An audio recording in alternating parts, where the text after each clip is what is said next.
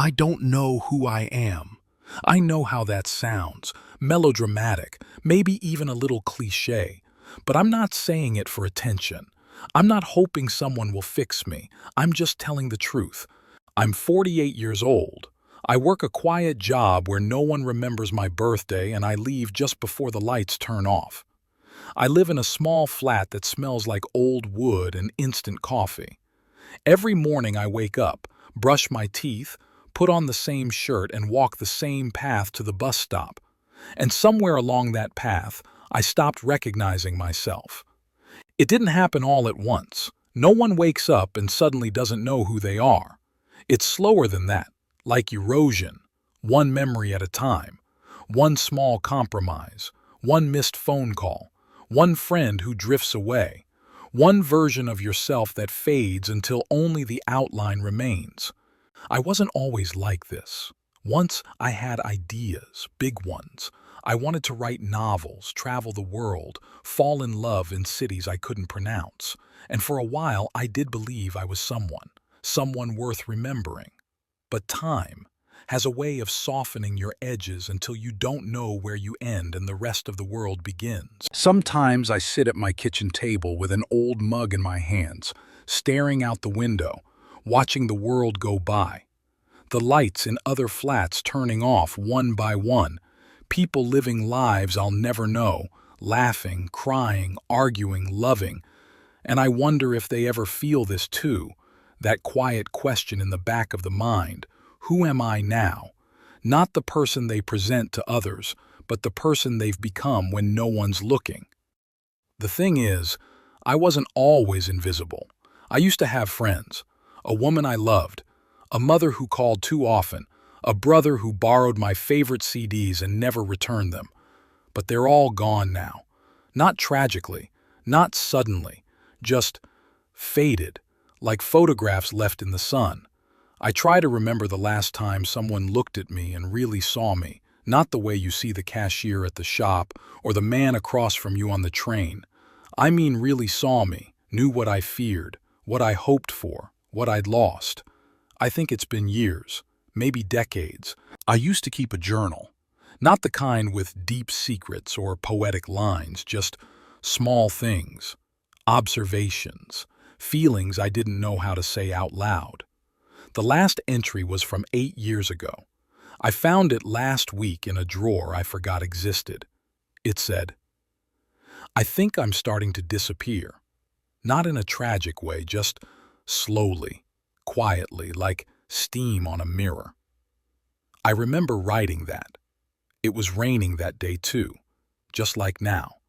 I was 39, freshly heartbroken, and sitting in a cafe that no longer exists. The waitress had drawn a smiley face on my receipt. I still have it somewhere, I think.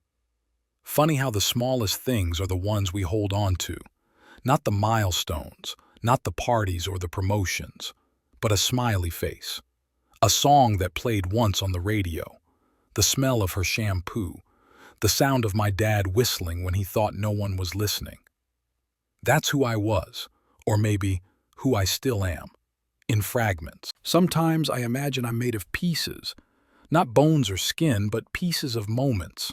The first time I saw snow, the first time I was lied to, the last time I heard my name spoken with love. And maybe we all are, just collections of memories trying to stay human. But what happens when those memories fade? Who are we when no one remembers us, not even ourselves? That's the part that keeps me up at night. The silence that creeps in after the lights are off, when even the city seems to hold its breath. That's when I feel it most, this emptiness, this weightless drifting. People say life is short, but they're wrong. Life is long, especially when you don't know what to do with it. And here I am, in the middle of it, waiting for something, a knock, a message, a sign. Anything to tell me I'm still real. I started going for walks at night. Not because I wanted to see the city, I wanted to disappear in it, to lose myself in the noise, the neon signs, the rushing feet. But even surrounded by strangers, I still felt alone.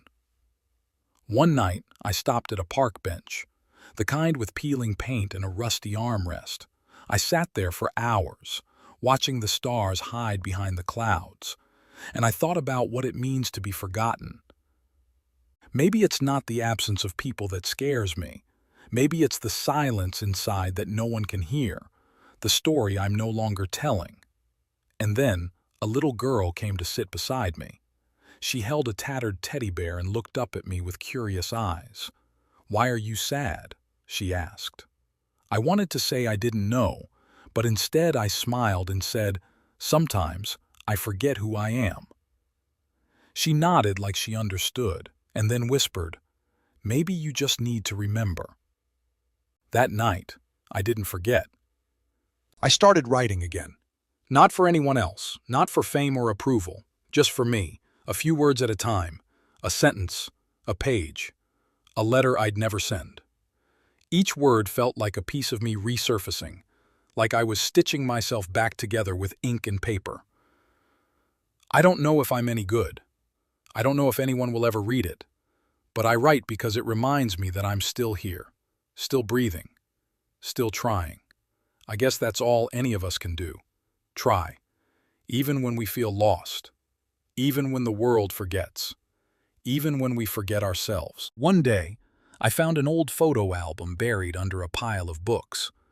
The pages were yellowed, the edges curled, but inside were faces I barely remembered. There was me, smiling shyly beside a dog that's been gone for years. There was my mother laughing with friends. There was my brother pulling a silly face. Looking at those pictures, I realized something. I'm not just the sum of my loneliness.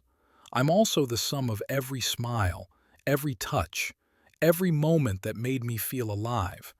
And maybe that's enough. Maybe it's always been enough. To be remembered, not by the world, but by the small moments we keep inside. I still don't know who I am exactly. Maybe no one ever truly does, but I'm learning to live with that uncertainty, to accept the questions without answers, to find peace in the in-between. I'm starting to understand that identity isn't a fixed thing. It's fluid, shifting, sometimes disappearing, and sometimes returning when you least expect it, like a shadow caught in the fading light. I'm still here, even if I don't know where I'm going. Sometimes, late at night, I talk to the empty rooms of my flat. I tell myself stories about the man I want to be, about the dreams I still have tucked away like secret treasures. I don't expect answers. I don't expect change overnight. But speaking those words out loud makes the silence a little less heavy. It reminds me that even in the quiet, there is a voice. Even in the dark, there is a spark. Maybe I'm not lost. Maybe I'm just on a journey. And every journey starts with a step. So here I am, 48 years old, not knowing who I am, not sure who I want to be, but still trying, still hoping, because in the end, maybe that's the only thing that really matters. To keep moving forward, to keep searching, to keep telling your story even if the pages are blank. I don't know who I am, but maybe one day I will. And if not, maybe that's okay too, because sometimes the question is more important than the answer.